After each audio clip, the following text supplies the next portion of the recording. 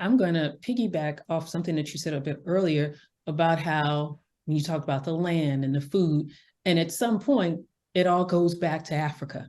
It comes from uh, what we grew. When you talk about crop rotation, that's stuff that we were doing because we always believed in it's us, it's the soil, it's the land we give, and we, like I said, you don't waste. One of the things that I found good in the book, and I'm like, Mrs. Harris is just like being a culinary expert, but she's an awesome storyteller. I was like, I just recommend it. If you haven't read the Yeah. book, people, please, it's history, it's culinary, it's narrative, it gives life, it's life-giving. Mhm. And on Mhm. that point, where the history part where she mentions a lot of things that people think are uniquely American, like Southern hospitality. Y'all come back now. That is rooted in West African traditions that was passed on from the house slave that taught that, no, this is how you treat people, this whole village community thing, the whole point of um, you don't go to somebody's house and eat them out of a house and home, you eat before you go, where we think that's something that's that old Southern thing. No, that was a West African tradition. But also how they talked about these food groups.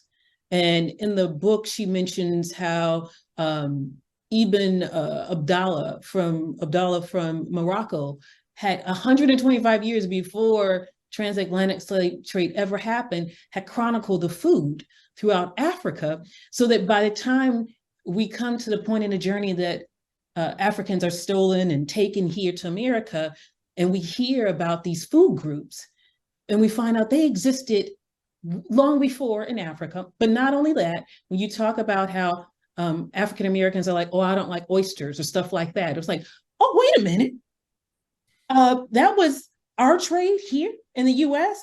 And mac and cheese. When you talk about Hercules and James Hemings, so when you talk about the American culinary tradition, you cannot talk about it without mentioning Hercules and James Hemings. You do a little. You mentioned that in the documentary. Can you just let our readers know who probably haven't gone to that episode how you cannot talk about American culinary history without it being rooted and grounded in African American and African tradition?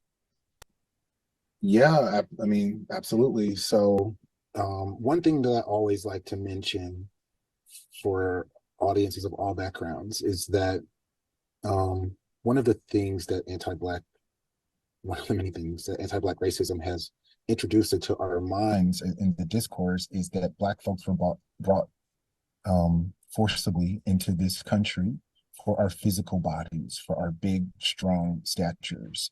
Um, this is not the case. We were kidnapped because we were masterful agrarians. It was what was in our minds that had value. Planters in South Carolina could not grow rice. They could not grow indigo. They could not grow cotton, right? And so, and these crops is not just a matter of fact, right? It's that these crops actually created the foundational wealth for not only this nation, this is what people forget, for all of Europe. And that hierarchy that exists, that originated from these crops, from those plantations, with our agricultural acumen, we are still living in this perverse system of inequality and racism because of this original sin, through the trade. And so I always have to talk about the economic impacts. I also have to talk about that it was our minds and not our bodies that was really the catalyst for this. And I mean, yeah, as far as like, moving that forward into stories like, Hercules and James Hemings, these are stories about the forefathers of the United States, the first presidents, George Washington, Thomas Jefferson, who we read about and learn about as young people, who actually were horrific human beings, who actually were some of the most famous and infamous enslavers this country has ever known. And the the ways in which those two gentlemen in particular were in relationship to these two enslaved chefs says so much about their disregard for Black people. And it also says so much about the regard for the skill set that these chefs had.